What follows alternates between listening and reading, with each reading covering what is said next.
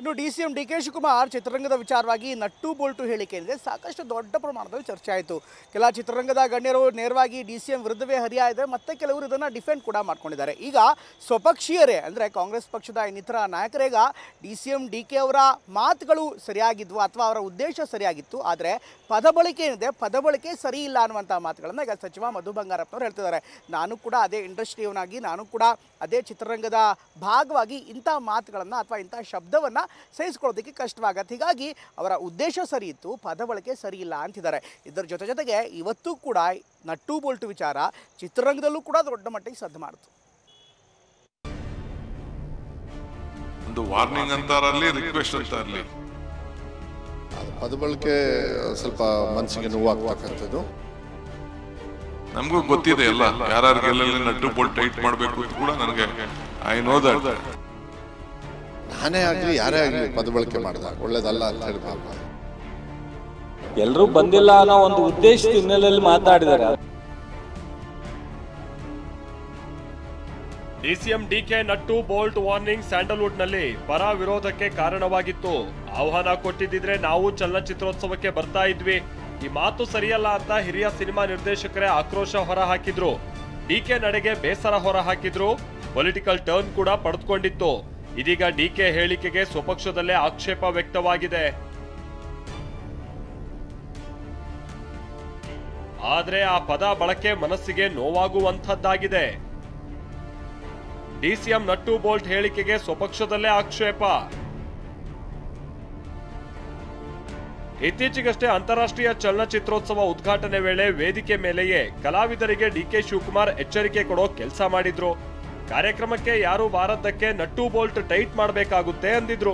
ಇದೀಗ ಸಚಿವ ಮಧು ಬಂಗಾರಪ್ಪ ಮಾತನಾಡಿ ಆ ಪದ ಕಲಾವಿದರು ಅಲ್ಲ, ಯಾರಿಗಾದ್ರೂ ನೋವಾಗುತ್ತೆ, ಸರಿಯಲ್ಲ ಅಂದಿದ್ದಾರೆ. ಆ ಥರ ಪದಗಳ ಬಳಕೆ ಮಾನಸಿಕವಾಗಿ ಸ್ವಲ್ಪ ನೋವಾಗ್ತದೆ. ಹೋರಾಟದ್ದು ಅದರಲ್ಲ ಒಪ್ಕೊಳ್ಳೋಣ. ಅದು ಪದ ಬಳಕೆ ಸ್ವಲ್ಪ ಮನಸ್ಸಿಗೆ ನೋವಾಗ್ತಕ್ಕಂಥದ್ದು.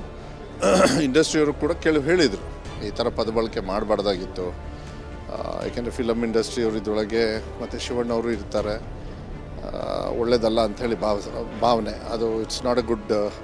ಸರ್ಕಾರಕ್ಕೂ ಕೂಡ ಅದು ಅಂಥ ಇಂಟರ್ನ್ಯಾಷನಲ್ ವೇದಿಕೆಯಲ್ಲಿ ಹೇಳಿದಾಗ ಮನಸ್ಸಿಗೆ ನೋವಾಗ್ತದೆ. ನಾನು ನೋಡಿದೆ, ನಾನು ಲೈವಲ್ಲೇ ನೋಡಿದೆ. ಅದ್ರ ಬದಲು ಅವ್ರು ಬೇರೆ ರೀತಿ ಹೇಳಿದರೆ ಚೆನ್ನಾಗಿರ್ತಿತ್ತೇನೋ ಅಂಥೇಳಿ ನನ್ನ ಅನಿಸಿಕೆ. ಕ್ಯಾಶುವಲಾಗಿ ಇಂಥ ನಟ್ಟು ಬೋಲ್ಟು ಅನ್ನೋದು ಬಿಟ್ಟು ಇನ್ನೇನೇ ಹೇಳಿದ್ರೇನು, ಬಟ್ ಅರ್ಥ ಕರೆಕ್ಟಾಗಿದೆ. ಹೇಗೇನು ಹೋರಾಟ ಮಾಡಬೇಕು ಅಂತ ಹೇಳಿದಾಗ ಅದು ಬೇರೆಯವರು ಪಕ್ಷದ ವೇದಿಕೆ ಇದ್ದಾಗ ನಾವು ಹೆಂಗೆ ಬರೋಕ್ಕಾಗುತ್ತೆ, ಇದೆಲ್ಲದೂ ಕೂಡ ಚರ್ಚೆ ಮಾಡ್ತಾರೆ.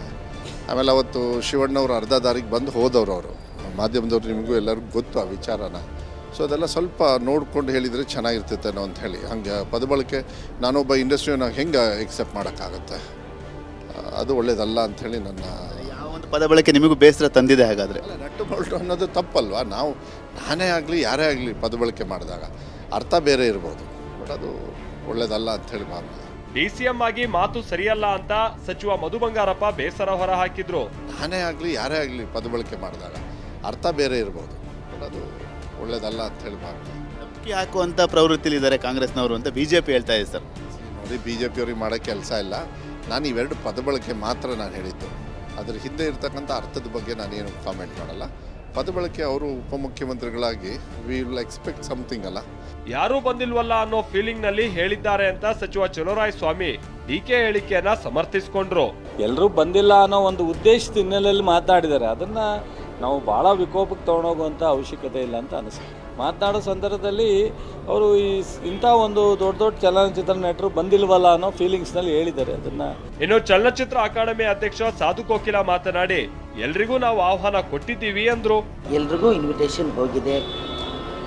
ಖುದ್ದಾಗಿ ನೀವು ಹಾಕಿದ್ದೇನೆ ಅನಂತ್ ಅವರು PRO ಅವರೇ ಮುಖ್ಯವಾದ ಸಿನಿಮಾಗಳಿಗೆ ಪ್ರತಿ ವರ್ಷವೂ ಎಲ್ಲರಿಗೂ ಇನ್ವಿಟೇಷನ್ ತಲುಪುವಂಥ ಕೆಲಸಗಳನ್ನ PRO ಅನಂತು, ನಮ್ಮ ಈಗ ಮೆಂಬರ್ ಆಗಿದ್ದಾರೆ ಸುಧೀಂದ್ರ ವೆಂಕಟೇಶ್ ಹಾಗೂ ರಮೇಶ್ BT, ಇವರು ಮೂವರ ಕೈಲಿ ಕೂಡ ನಾವು ಇನ್ವಿಟೇಷನ್ ಕೊಟ್ಟಿದ್ವಿ. ಅದೇನೇ ಹೇಳಿ ಅಂತಾರಾಷ್ಟ್ರೀಯ ಚಲನಚಿತ್ರೋತ್ಸವಕ್ಕೆ ಆಹ್ವಾನ ವಿಚಾರದಲ್ಲಿ ಸರ್ಕಾರ ಹೊಸ ಸ್ಯಾಂಡಲ್ವುಡ್ ಅನ್ನುವಂತಾಗಿದೆ. ಪರ ವಿರೋಧ ನಿಲ್ತಾನೇ ಇಲ್ಲ.